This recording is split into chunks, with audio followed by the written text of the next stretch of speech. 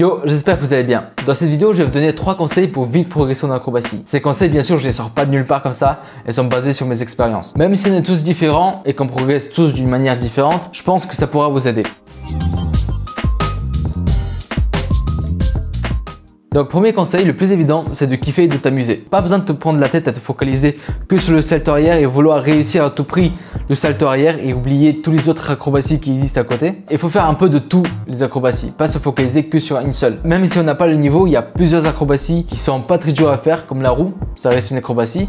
Roue, randade, roulade, même une roulade plongée ou roulade, saut, enfin voilà, il y a énormément de trucs. N'hésite pas aussi à te lancer des défis en acrobatie, que ce soit dur ou facile à faire, peu importe que tu échoues ou que tu réussisses, dans tous les cas tu progresses. Le but c'est de permettre d'habituer ton corps et ton cerveau à faire des choses qu'il n'a pas l'habitude de faire. Donc déjà grâce à ça, si jamais tu tombes ou tu te perds dans l'espace, ton corps lui et ton cerveau vont se souvenir et pourront se rattraper. Et du coup tu auras plus de facilité à tenter de faire des acrobaties que tu sais pas faire. Tu vas apprendre plus vite aussi parce que tu auras un peu moins de peur. Donc voilà, faire un peu tout, de s'amuser, que ça soit d'auteur. Pas énorme non plus. Le but c'est pas que tu te bousilles le dos et les genoux. Donc du petit hauteur sur un matelas ou sur du sable. Et une fois que tu auras un niveau moyen, donc tu sauras faire un salto arrière, un salto avant, costal, randade, salto arrière, flip, enfin, etc.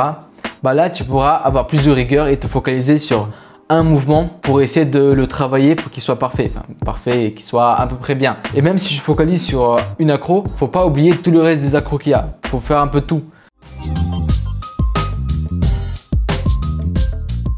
Deuxième conseil très important que malheureusement je n'ai pas appliqué et si je l'avais fait, je pense que j'aurais le double de mon niveau. Le conseil c'est de bien s'échauffer et de bien s'étirer avant et après chaque entraînement. Ça paraît banal comme ça, mais il faut comprendre pourquoi c'est important. Déjà le fait de bien s'échauffer avant l'entraînement, ça te permettra d'être performant pendant tes entraînements et réussir plus rapidement et plus facilement les mouvements que tu es en train de faire et avoir moins peur de tomber parce que tu seras chaud, ton corps sera chaud et le fait de tomber par terre te fera moins mal et bien sûr tu te feras moins de blessures et donc ça évite des semaines et des mois de réparation que pendant ces mois-là tu aurais pu progresser et du coup là tu peux pas. Petite parenthèse aussi, il n'y a pas que les acrobaties qui vont tout muscler, il faut quand même faire sa préparation physique à côté, du maintien physique, voilà, c'est très important aussi. Et pour l'étirement à la fin d'une séance, déjà ça fait beaucoup de bien à ton corps et plus tu gagnes en souplesse, plus tu gagnes en fluidité, plus l'acrobatie est belle et plus tu auras de facilité à apprendre de nouvelles acrobaties ou même progresser dans les acrobaties que tu as. Faut pas non plus s'étirer comme un malade et tirer à fond, tu peux te faire mal aussi